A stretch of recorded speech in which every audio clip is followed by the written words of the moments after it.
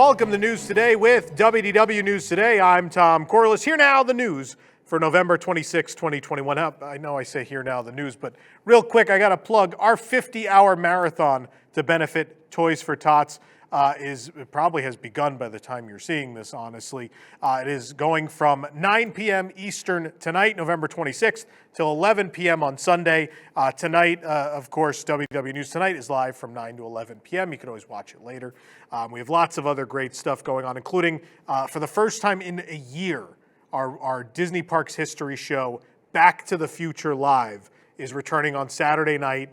We are doing the history of every single 20,000 Leagues Under the Sea attraction that the Walt Disney Company has ever built. Nick and I are playing, along with some friends, a 5-hour Western board game at one point. There's something for everyone. They're going to the Orlando Cat Cafe. Desi and Allison are going to be live from Animal Kingdom. Our friend Emma is going to be live from Magic Kingdom. And of course, it all ends with our big live auction. All the proceeds of that, and as well, all your donations go to Give Kids the World, a wonderful group that Walt Disney and his animators were a big supporter of. In fact, they drew the first logo for the organization way, way back. And that's why we have this great image of Walt with the Toys for Tots logo and such. So again, even if you're not going to watch the 50-hour show, if this program is the only thing you watch from WDWNT and you appreciate it, the best way you can give back to us this holiday season is to give to Toys for Tots. You can donate at toys.wdwnt.com. It's a great way to say thank you. We don't want you to give us money. It's a great way to say thank you if you enjoy this show every single week. Please help us raise money for this charity. We really appreciate it. All right, let's get to the news. Disney World visitors and cast members have clashed in tension-filled moments over rules about masks and parade route enforcement, according to law enforcement reports that depict 3 incidents that happened within less than 3 weeks at the Magic Kingdom. Of course, this comes after months of the ferry boat fights and all these other things we've covered. It's been a crazy year at Walt Disney World. Nobody was arrested after the encounters, although the sheriff's deputies responded, and 3 tourists, including one visitor who tried to fight an elderly cast member, were trespassed from the parks. The reports reveal the challenges for cast members who sometimes deal with tourists who refuse to follow the rules and then lash out at the employees for enforcing the protocols. During these latest altercations, guests manhandled cast members or made false accusations against them, said the Orange County Sheriff's Office.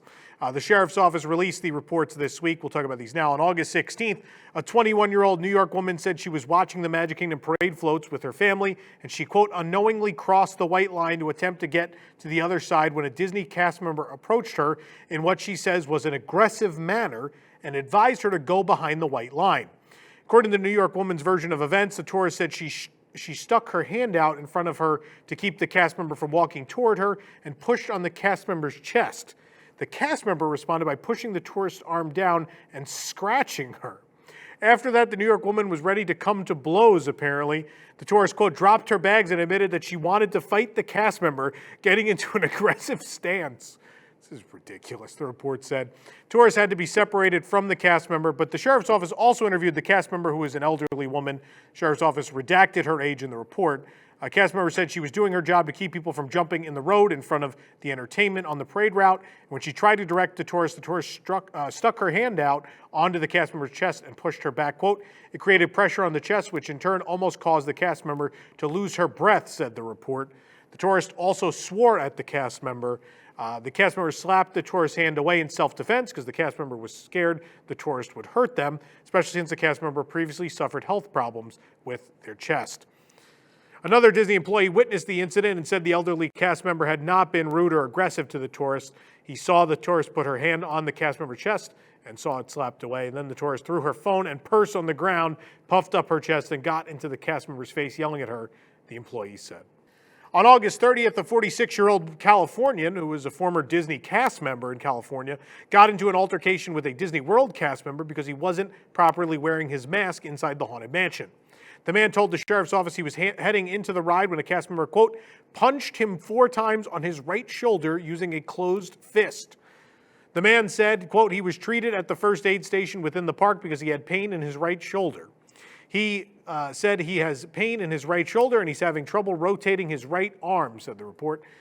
For her side of the story, the 31-year-old cast member said the man wasn't covering his nose with his mask, so he was breaking the coronavirus pandemic rules inside the attraction.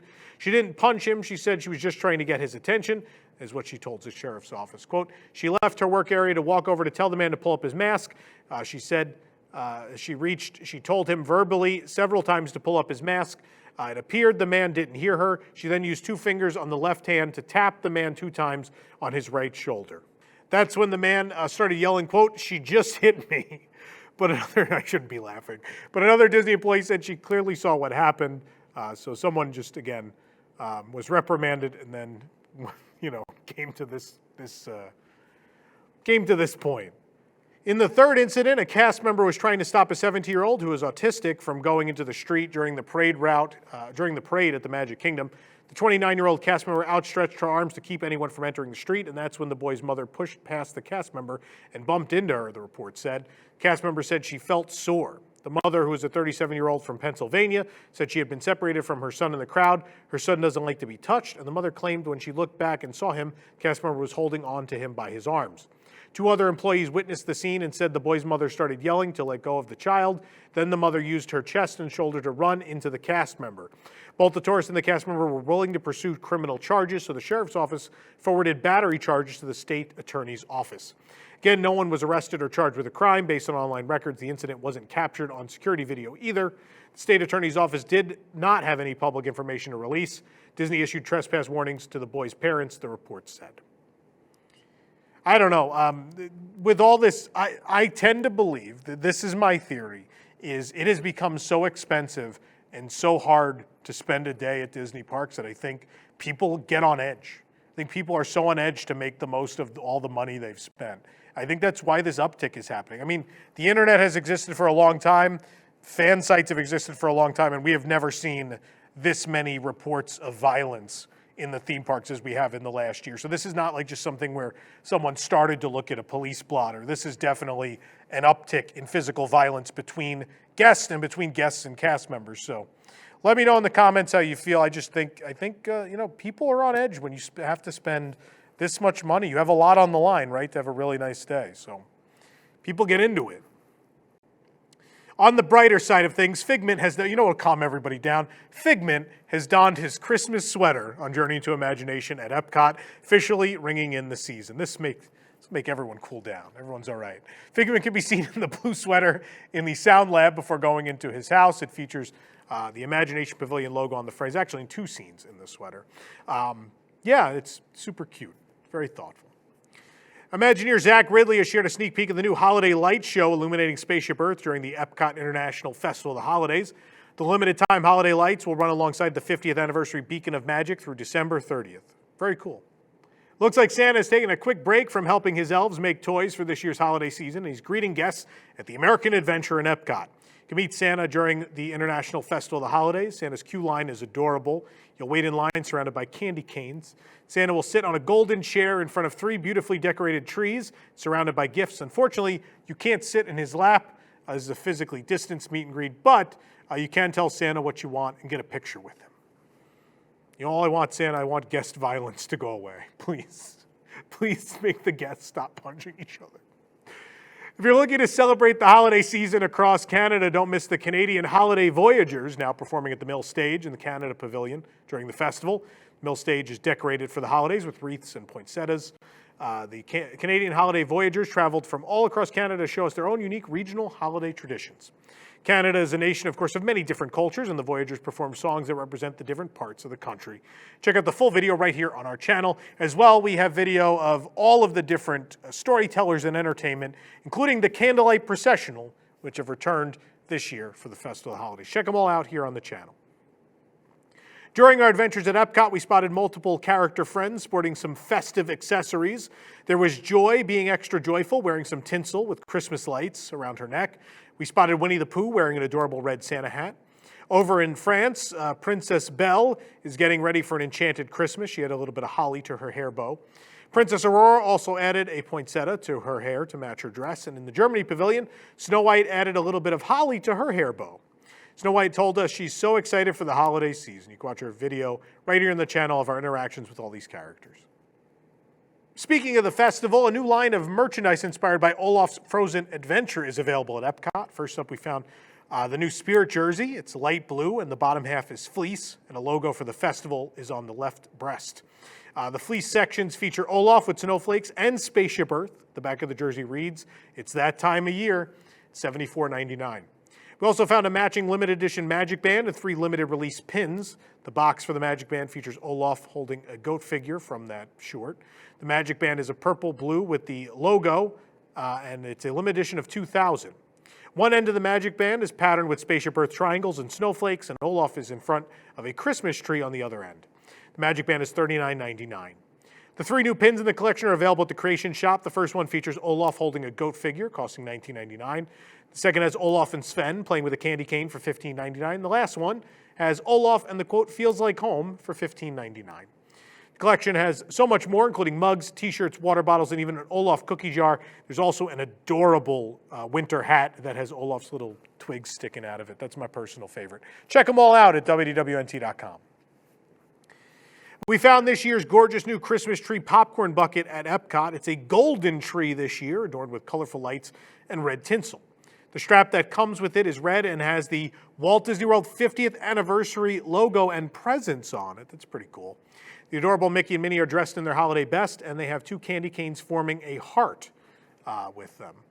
It's very cool. Again, the same one as always. It lights up. It's really neat. Now it's shiny gold. I don't know. It's $25. I don't know how many more colors of Christmas trees you guys can do. I don't know. Of course, it wouldn't be an Epcot festival without food, and boy, did I spend most of my day today eating it.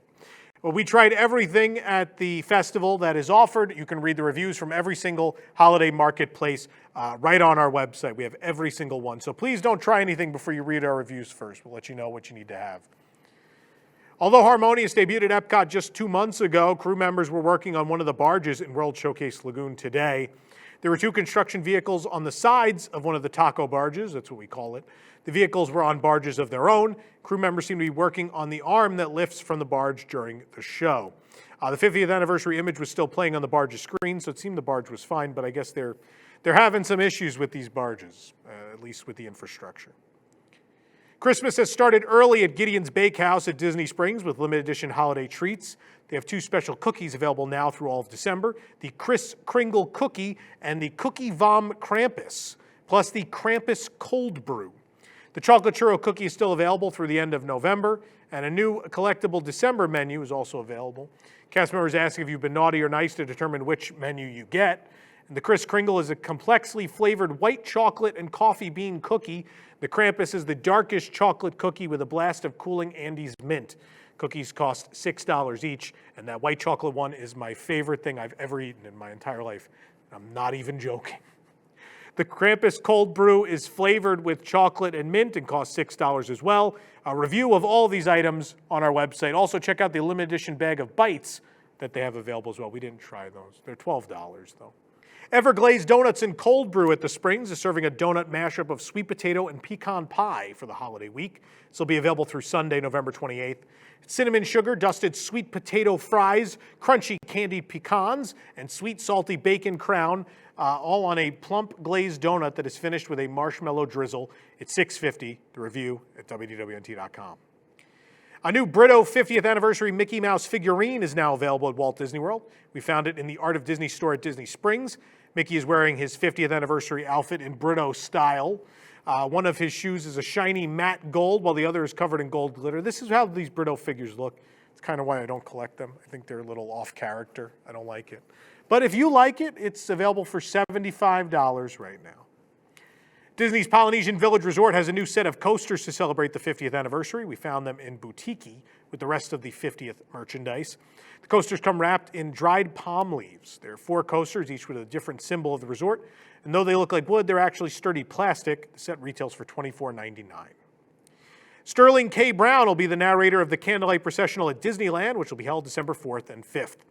Disney fans may know Brown as Njubu in Black Panther, the voice of Lieutenant Matthias in Frozen 2, and the narrator of One Day at Disney. Hand-rolled candy canes are indeed returning to the Disneyland Resort this year on select days next month. This is good news.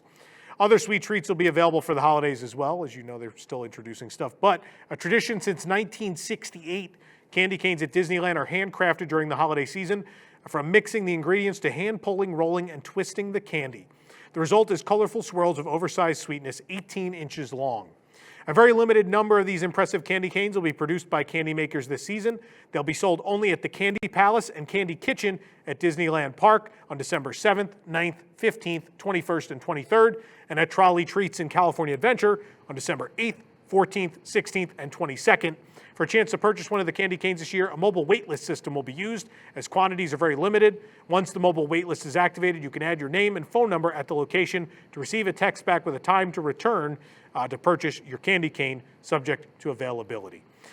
These are really cool. This is a great tradition. I've done it a couple times, and they make great gifts. I remember bringing them to my parents, and they thought it was the coolest thing. So great to see that back. The refurbishment of Fillmores Taste Inn at Cars Land in California Adventure has been completed, and the kiosk is open once again. The exterior paneling of the building was completely replaced, and the new paneling has fresher, brighter tie-dye colors. It looks like other props in the area have been replaced or repainted as well. This is great because when DCA reopened, Cars Land was looking really faded, and they've slowly worked their way through the land. Flo's and now Fillmore's both look great. The holiday magic is back at Disneyland. It means some of the beloved characters are getting in on the fun at Disney California Adventure. The gang walks its way through Paradise Gardens Park during Mickey's Happy Holidays Cavalcade. The outfits here are suitable for a day in Southern California, trading traditional heavier coats and hats for lighter, hipper, and less holiday-themed apparel. Periodically, the gang stops to show off its dance moves, as Pluto and Goofy are very keen to do so. Chip and Dale seem to have gotten the holiday memo, sporting red and green vests with colorful fringes. And Woody, Jesse, and Bo Peep from Toy Story follow, with Woody and Jesse wearing vests decorated with peppermint candies and Christmas trees. You can watch the full cavalcade right here on our YouTube channel, and I dare you to get the song out of your head. The seasonal fun doesn't stop there. The Grand Californian Hotel and Spa has brought back an assortment of holiday treats. To coincide with the arrival of the Gingerbread House, an assortment of cookies and baked goods are available. For those who have trouble deciding, there's a cookie box available for $22. Inside, a variety of cookies are included, including glittery ones that say Season's Greetings. Several cookies feature the shape of Mickey Mouse's head in different holiday designs. Additionally, there's a gingerbread stout cake, as well as the hot-selling cookie shots. These cookie shots come in red velvet and chocolate chip. The shots cost $8 each for the non-alcoholic version, or for $15 you can add Captain Morgan, Rum Chata, Grand Marnier, Bailey's Irish Cream, and Peppermint Schnapps. You can head to our site to read all about the treats that are available. The 30th anniversary of Disneyland Paris is coming next spring, and now we have the first look at some of the celebratory food and merchandise. Today marks 100 days until the celebration begins, so the park is celebrating by teasing some of the celebrations. The park's actual anniversary is on April 12th, but the start of the festivities is on March 6th. Food and beverage with the special 30th logo will be available at the park, and it wouldn't be a Disney celebration without ears. A mini ear headband in the shimmering blue colors of the anniversary will be released. It has a shiny silver bow atop ears covered in sequins. Last but not least is the preview of the Loungefly mini backpack. Like the ears, the backpack is covered in sequins, and the logo is on the front pocket. In a rather surprise move, Tokyo Disney Resort has announced a special event of sorts for winter 2022 called Totally Minnie Mouse.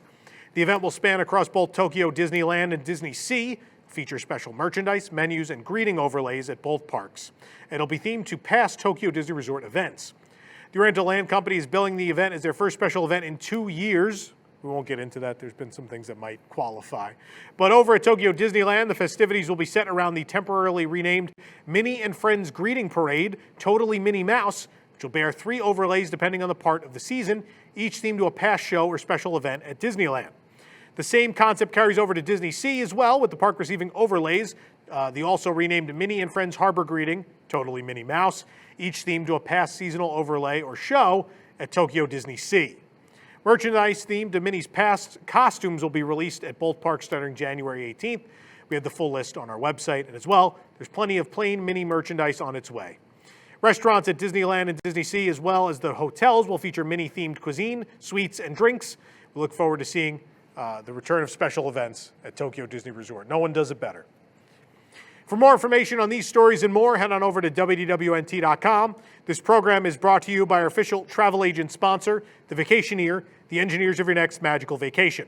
Sit back and let their team of vacation planning experts craft your family's next trip. The best part, their services are free. Hotel, park tickets, dining, and more. Visit WDWNT.travel for details. The Vacationeer, the official travel agency of WDWNT. If you're enjoying the show, be sure to like this video, subscribe to WDW News Today here on YouTube for more great content, and click the bell for notifications. Also, make sure to hit select all notifications so you never miss an episode of the show.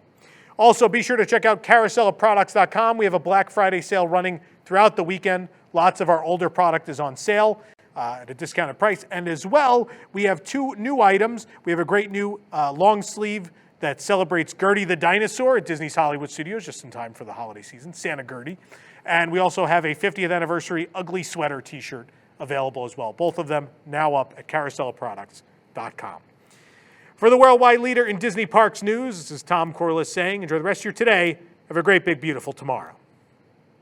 From WDWNT, the worldwide leader in Disney Parks news, this is Park Center. Join us each week for news and discussion topics from the Disney and Universal theme parks around the world. We cover the top stories in a quick, concise, and fun format. Then our panel breaks down and debates some of the biggest issues and what they mean for us, the parks fans. From the latest announcements to openings and delays to scandals and snacks and merchandise and more, we cover it all in 90 minutes. Join us live every Sunday night at 8 p.m. Eastern on youtube.com/WDWNT, or watch episodes on demand anytime. Or subscribe to the audio version of the show on your favorite podcast app.